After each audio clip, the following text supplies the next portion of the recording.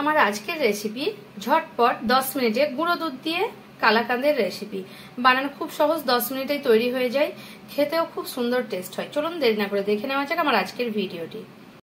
ঝটপট কালাকাঁদ বানানোর জন্য এখানে আমি 1 কাপ মতো দুধ নিয়ে নেব, আর এটা আমি কাপে মেপেই নেব। 1 কাপ দুধ, নর্মাল দুধ, এটা প্যাকেট দুধ। 1 কাপ দুধ নিয়ে নিলাম। আর এখানে নিয়ে নেব 1 কাপ গুঁড়ো দুধ। এটা যে কোনো গুঁড়ো দুধ আপনারা নিতে পারেন, আর ঝটপট হয়ে যায়, সেই কারণে আমি নিয়ে নিলাম 1 কাপ দুধ আর 1 কাপ গুঁড়ো দুধ। আর নিয়ে নেব 1/2 কাপের থেকেও কম চিনি।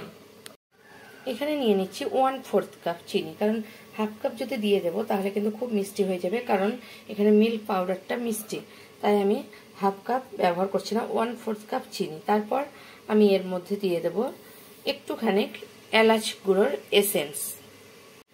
এখানে আমি এলাচের এসেন্স দিয়ে দিচ্ছি, কিন্তু আপনারা চাইলে এখানে এলাচ গুঁড়োও দিতে পারেন। এইভাবে হাফ চিপি মতো বা কয়েক ফোঁটা এলাচের এসেন্স দিয়ে দিলাম। আর সবাই জানেন যে গুঁড়ো দুধে ফ্যাটটা কম থাকে, তার জন্য 1 চামচ ঘি আমি এর মধ্যে অ্যাড করলাম।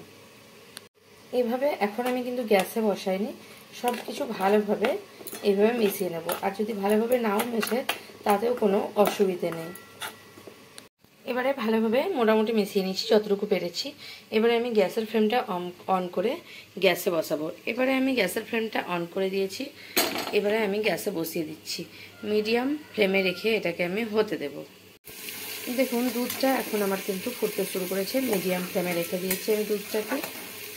আর এটা হতে বেশি টাইম লাগবে না, কারণ দুধ আর মিল্ক পাউডার একসঙ্গে তাড়াতাড়ি হয়ে যায়। এই মিষ্টিটা বানানো খুব সহজ। এখানে দেখুন 4-5 মিনিট হয়েছে, কতটা মোটা হয়ে গেছে। আর এখানে আমি লেবু নিয়ে নিয়েছি। এই লেবুটা এখন আমি রসটা এইভাবে দিয়ে দেব। এইটা দেওয়ার কারণে একটা দানা দানা ভাব আসবে কালাকাঁদের যেমন দানা দানা ভাব থাকে, আর এটা একটা খুব সুন্দর একটা এনে দেবে কালাকাঁদের মতোই। দিয়ে দেওয়ার পর লো ফ্লেমে এটাকে নাড়তে থাকবো, তাহলে ধীরে ধীরে দানা বেঁধে যাবে, কালাকাঁদ যেমন হয় সেরকমই। দেখুন আপনারা দেখলে বুঝতে পারছেন একটা দানা ভাব এসে গেছে এই লেবুর রসটা দেওয়ার কারণে।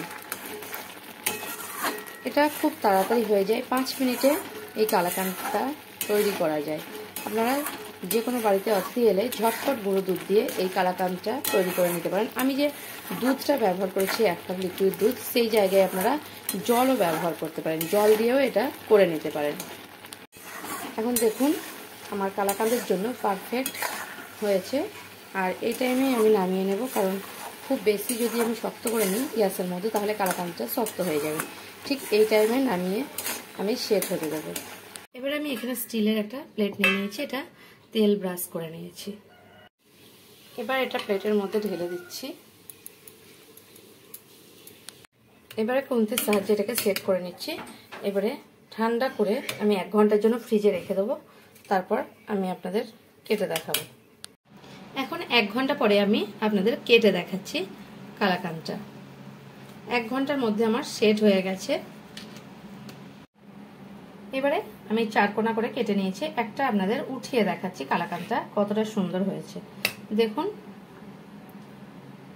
এখানে দেখাচ্ছি কতটা সুন্দর কালাকাঁদটা হয়েছে। আমার ভিডিও যদি আপনাদের ভালো লেগে থাকে তাহলে আমার চ্যানেলকে সাবস্ক্রাইব করার অনুরোধ রইল, আর কমেন্ট করে জানাবেন রেসিপিটা আপনাদের কেমন লাগলো। যদি ভালো লেগে থাকে তাহলে একটা লাইক করতে ভুলবেন না, আর প্রচুর শেয়ার করবেন।